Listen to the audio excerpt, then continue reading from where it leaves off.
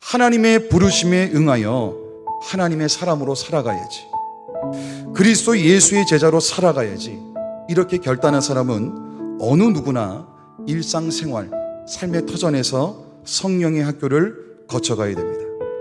성령의 학교는 성령님께서 우리의 모든 가정, 일터를 통해서 우리를 가르치시는 학교입니다. 실제 생활을 통해 우리 안에서 가르치시는 성령님께 배우지 못한다면 영적 성장은 이루지 못합니다.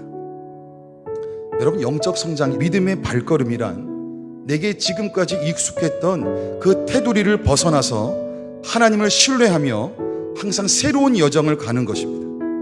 그래서 믿음의 여정은 언제나 모험을 수반합니다. 이때 가장 중요한 것은 우리 주님을 향한 신뢰입니다.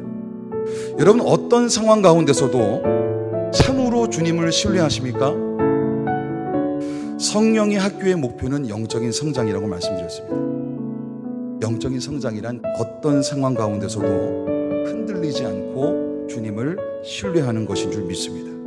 성령님이 인도하시는 그 모든 과정에 대해서 청사진을 다 제시할 수 있는 사람은 이 세상 가운데 아무도 없습니다. 그런 한 가지 분명한 것은 우리를 부르신 그 주님은 신실하시다라고 하는 것입니다. 여러분, 성령의 학교는 어떤 곳이었을까요? 성령의 학교는 사막과 구덩이의 땅입니다. 사막을 걸어다니면요, 더 많은 체력이 소모됩니다. 성령의 학교를 지날 때는 산다는 것 자체가 너무나 힘들게 느껴진다라고 하는 거예요. 한 걸음 내딛는 것이 왜 그렇게 힘든지 이해를 할 수 없습니다.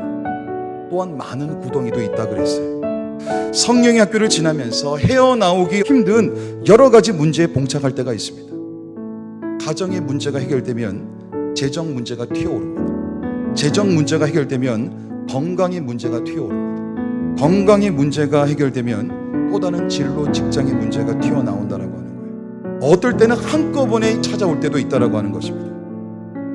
성령의 학교는 건조한 땅입니다. 그래서 성령의 학교를 지나갈 때는 목마름을 경험합니다. 참된 만족이나 영혼의 기쁨을 느껴본 적이 언제인지 가물가물하다라고 하는 겁니다. 하나님께서 계속해서 침묵하시는 것 같이 느껴집니다. 성령의 학교는 사망의 그늘진 땅입니다. 캄캄한 곳이라고 하는 거예요. 아무것도 보이지 않는다라고 하는 거예요. 어디로 나가야 될지 안내 표지조차 없다라고 하는 거예요. 출구를 찾기 위해서 더듬거리면서 여기저기 만지지만 혹여나 그러다가 더 큰 위험으로 빠지지 않을까 두려움이 찾아올 때가 있습니다. 영적인 어두움을 지나갈 때는 왜 성령님이 나를 인도해 주시지 않을까 이렇게 느껴질 때도 있다라고 하는 것입니다. 성령의 학교는 외로운 곳입니다. 성령의 학교를 지날 때는 아무리 주변에 나를 아끼고 나를 사랑해 주는 사람이 많이 있다 할지라도 외로움을 느낀다라고 하는 거예요. 왜냐하면 내가 지금 당면한 문제를 가지고 찾아갈 사람이 없다라고 하는 겁니다. 성령의 학교는 내 문제를 가지고 사람을 찾아가는 것이 아니라 성령님만 의지하는 방법을 배우는 곳이기 때문에 그렇습니다. 성령의 학교는 나를 낮추시는 곳입니다. 우리는요, 스스로 낮아지는 것 원치 않습니다. 그래서 하나님이 직접 성령의 학교를 통해서 우리를 낮추시는 작업을 시도하십니다. 다른 사람이 주목하는 가운데 실패하기도 하십니다. 얼굴을 들기 어려운 상황에 두기도 하십니다. 하나님은요, 우리가 하나님 없이는 아무것도 할 수 없는 자가 되기를 원하십니다. 그러한 그릇이 되게 하시기 위해서 우리를 낮추십니다. 그리고 중요한 것은 하나님 없이는 아무것도 못합니다라는 그 진정한 고백이 나올 수 있도록 도우신다라고 하는 것입니다. 하나님 없이는 아무것도 못합니다. 이 고백이 나올 때 성령님의 전적인 인도하심 속에 예수님을 닮아갈 수 있습니다.